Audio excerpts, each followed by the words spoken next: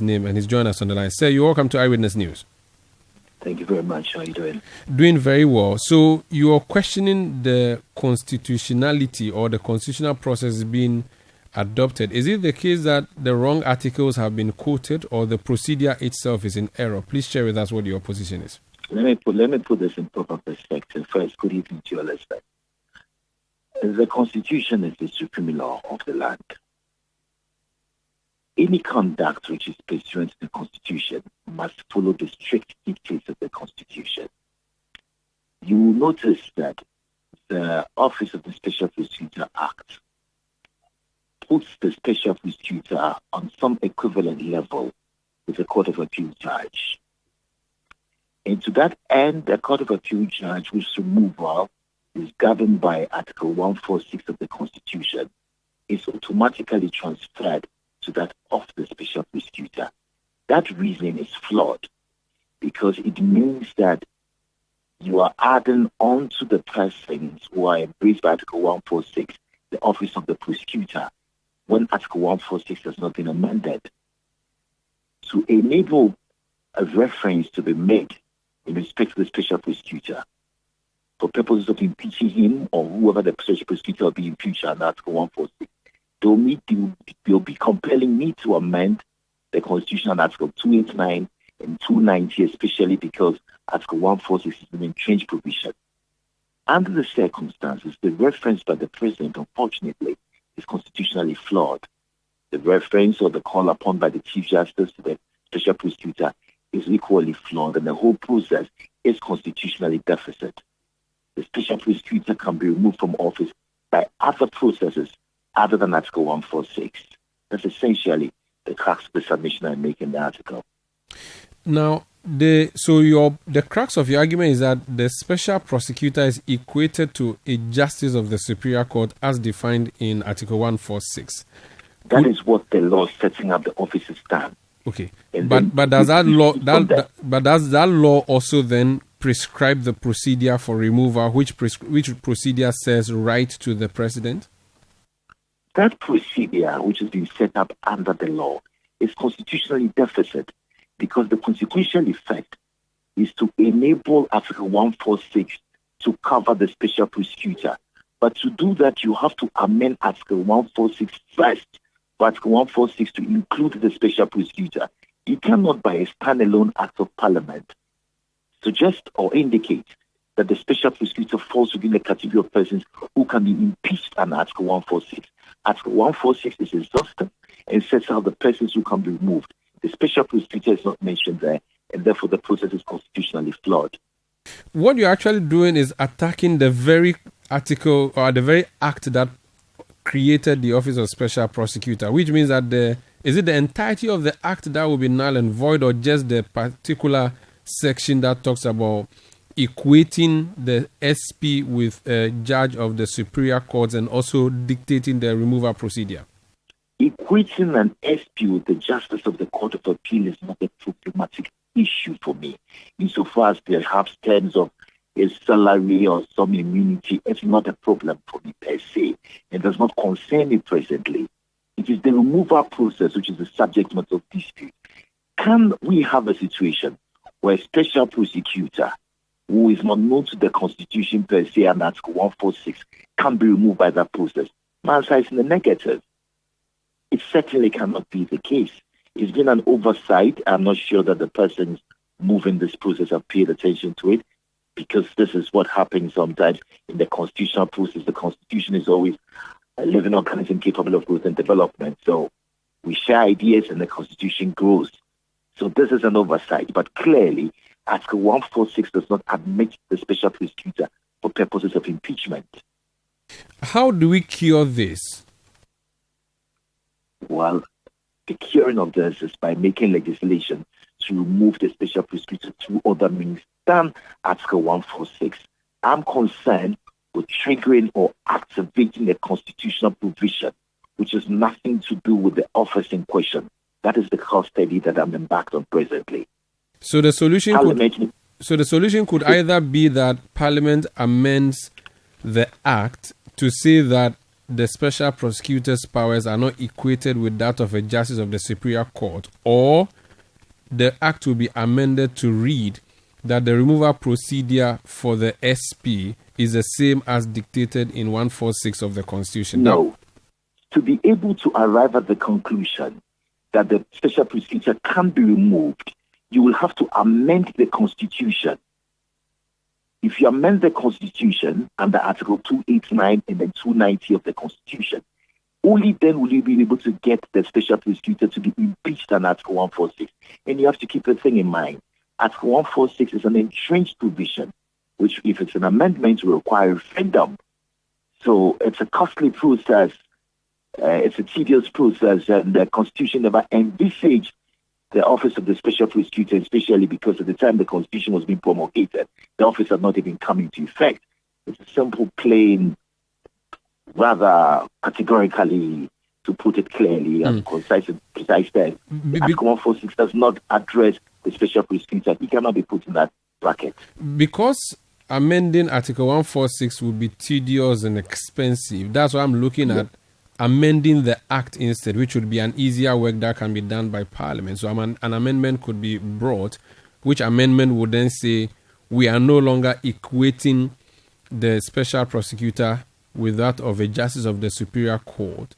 We could then give the SP a different designation where he can still benefit, but will not be equated to that, so that it does not have to then reference 146 in any way. Then you can proceed with the removal procedure, or make the amendment of the act to say that the removal shall be in accordance with 146. No. Let's put it in a simple block manner. The Constitution has set out a list of persons under Article 146 who can be impeached. Article 146, or the persons under Article 146, does not include the special prosecutor.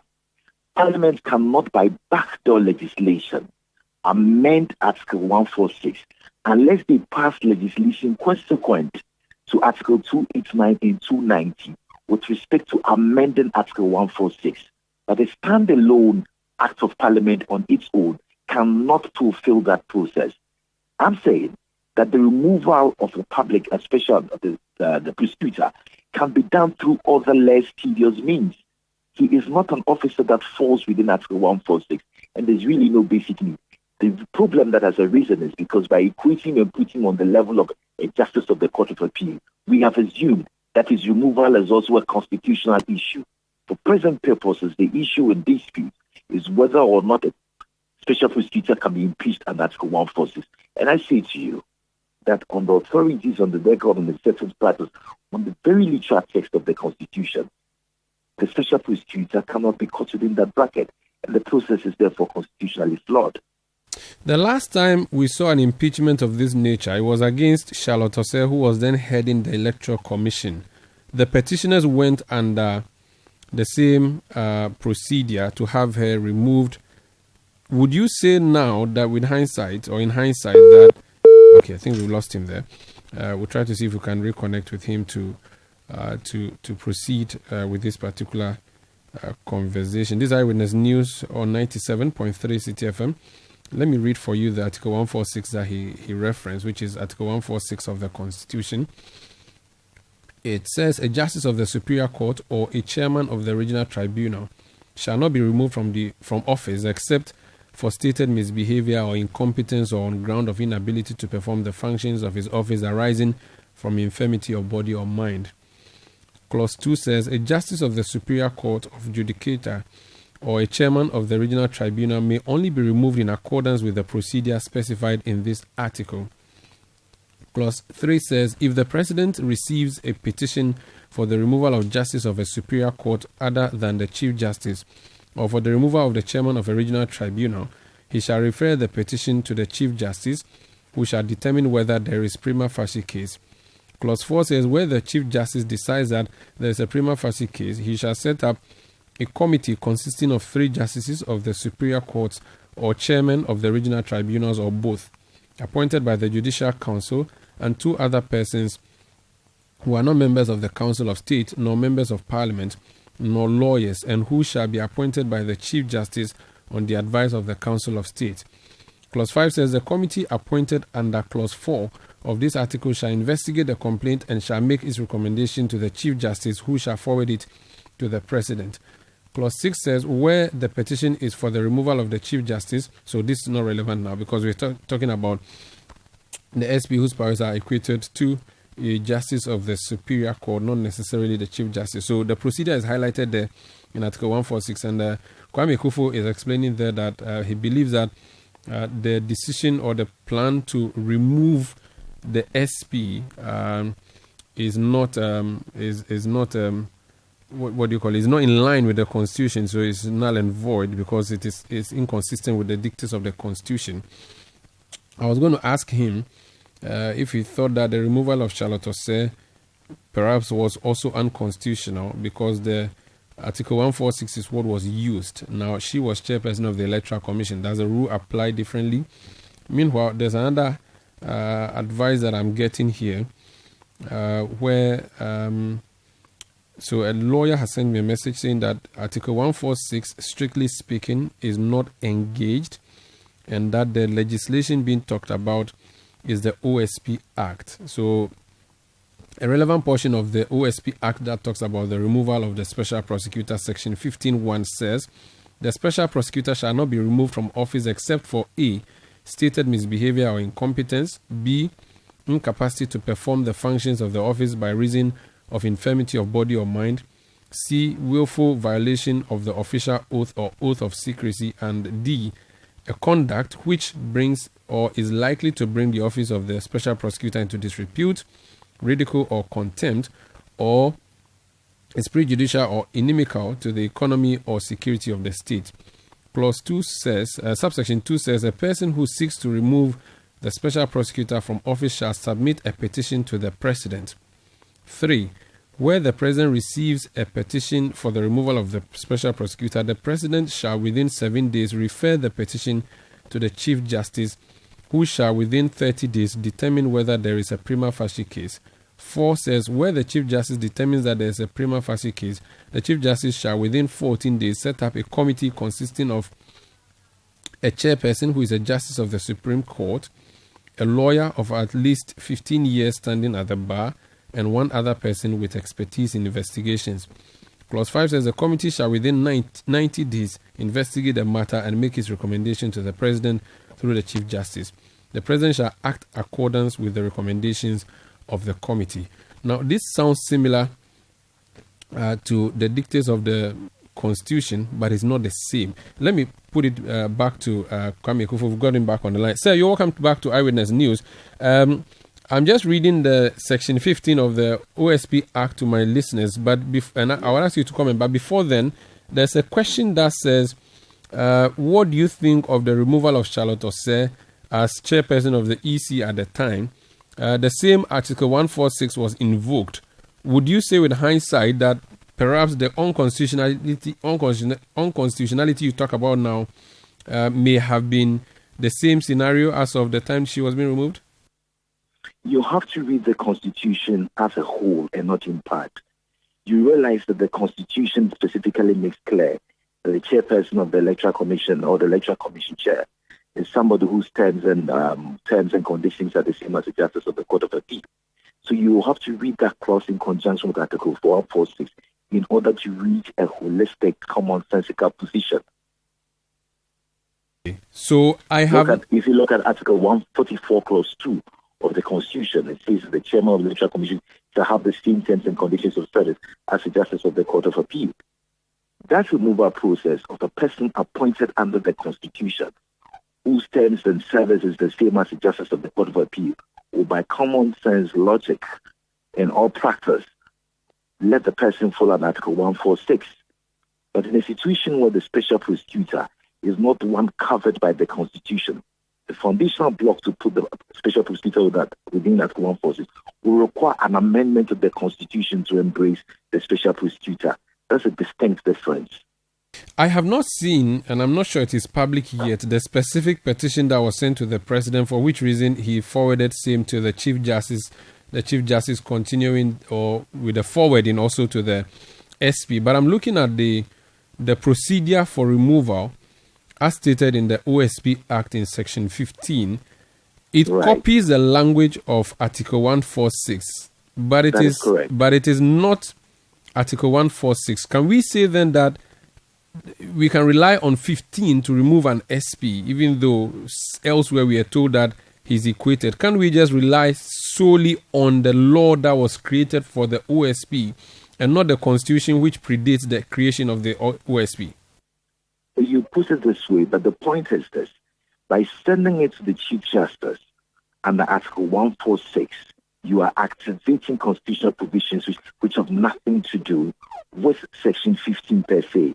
Because Section 15 is an indirect attack or an indirect attempt to amend provisions of the Constitution, which is not acceptable.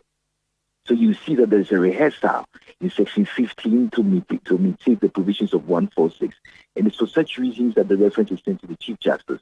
If it was just Section 15 simpliciter, there will have been no need. Perhaps he will have been impeached by a committee sitting at the board level of the Special Prosecutor's Office instead of it being sent to the Chief Justice. It is the reference to the Chief Justice which then brings up the provisions and Article 146 into play. And I'm saying to you with all due respect that on the basis of the constitutional provisions, the Special Prosecutor doesn't fall under 146. Okay, but it's not a matter of choices then, so that can't the proponents of this procedure say they were coming under 15 of the OSP Act and not under 146 of 1992 Constitution? No, they were not coming under 15.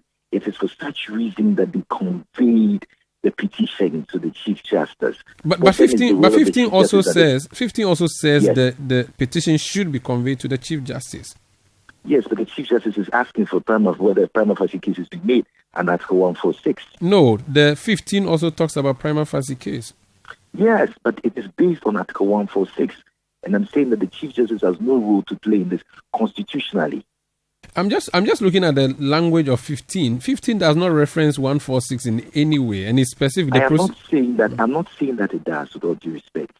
I am saying to you that 15 appears there because of the equivalency level of placing the gentleman or the occupant of that office on the same level as the Justice of the Court of Appeal. And that's why the removal method in 15 is an imitation or a complete repetition of, very similar provisions under Article 146 of the Constitution. And it is for such reason that it has been sent over to the Chief Justice to make a determination of same. Very well. So I've asked you how it can be cured. You've talked about the process. It's a very long one. But in the interim, how can you prevent this unconstitutionality from going on if you believe that it is an unconstitutionality? So beyond letting the public know, what are you going to do to arrest this unconstitutional act from going forward if you strongly believe that it is unconstitutional? I strongly believe that it is unconstitutional. I'm not the only lawyer in this republic. I'm sure that the government itself may take certain creative steps towards that if they find good reason in what I say. But I have made a point, and it is a matter that the society will be engaged in discussion on this matter. I'm not a one-man thousand. You're not going to pursue it beyond this? I think I've begun the discussion, which is useful and coherent. Very well. Thank you so much for speaking to us. Thank you for speaking to me too. That's Kwame Akufo. He's a lawyer speaking to us about the unconstitutionality, as he claims it is, of the plan to remove the special prosecutor. He says that that particular path that is being maneuvered by the petitioner through the president and through the Chief Justice is unconstitutional. He says it flies in the face of Article 146.